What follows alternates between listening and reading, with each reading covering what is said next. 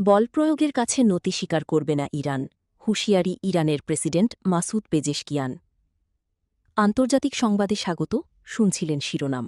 এবার বিস্তারিত।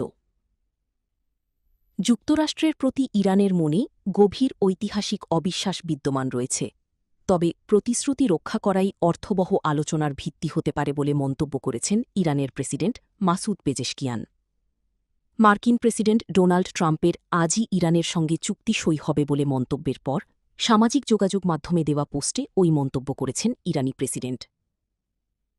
সামাজিক যোগাযোগ মাধ্যম এক্সে দেওয়া পোস্টে পেজেশকিয়ান লিখেছেন, যুক্তরাষ্ট্র সরকারের অতীত আচরণ ও কর্মকাণ্ডের প্রেক্ষাপটে ইরানের মনে যে গভীর ঐতিহাসিক অবিশ্বাস রয়েছে, তার পাশাপাশি সাম্প্রতিক দিনগুলোতে মার্কিন কর্মকর্তাদের গঠনমূলক নয় এমন এবং স্ববিরোধী অবস্থান একটি তিক্ত বার্তাই বহন করছে।